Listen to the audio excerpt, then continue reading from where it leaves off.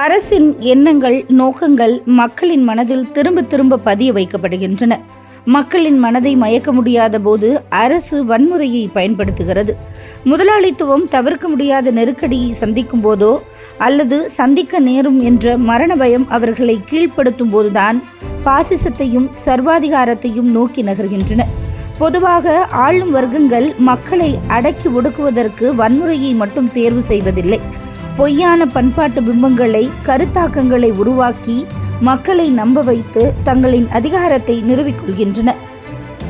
அரசு என்பது சமூகத்தில் உள்ள ஒரு சிறு பகுதியினர் முழு சமூகத்தின் மீதும் செலுத்தி வரும் மேலாதிக்கம்.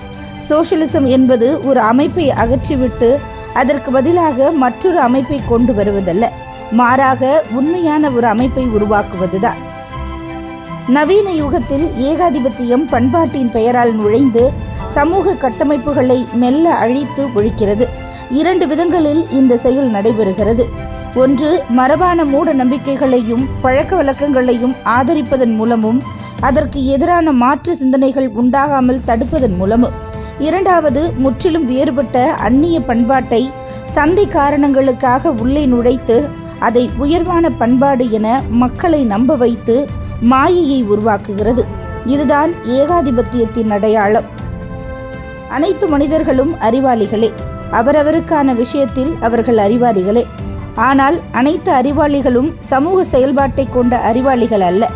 ஆனால் ஒரு புரட்சிகர கட்சிக்கு பேராசிரியர்களும் விஞ்ஞானிகளும் தேவையில்லை.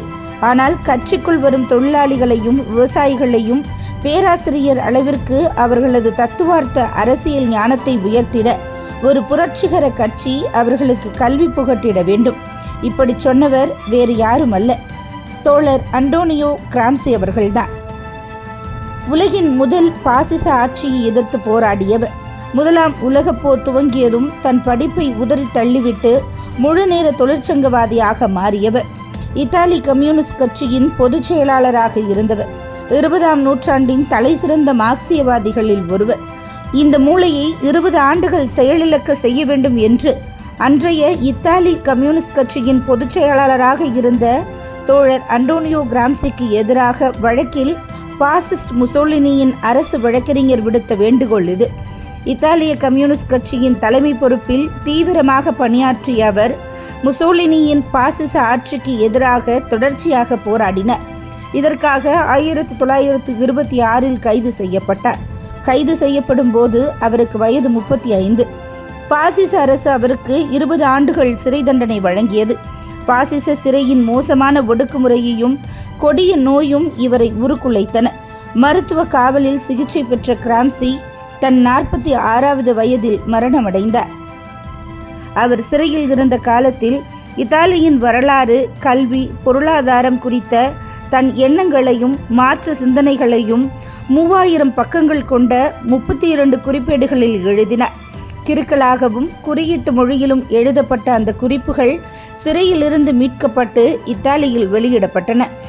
இத்தாலியில் முசோலினியின் பாசிஸ்ட் அரசியல் தலை தூக்கும் போது இத்தாலிய கம்யூனிஸ்ட் கட்சியின் பொதுச் செயலாளராக இருந்த அந்தோனியோ கிராம்சியை நாட்டை விட்டு வெளியேறிவிடும்படி அக்கட்சியும் தோழர்களும் வலியுறுத்திய போது அதனை ஏற்க மறுத்து இவ்வாறு கூறினார் கிராம்சி.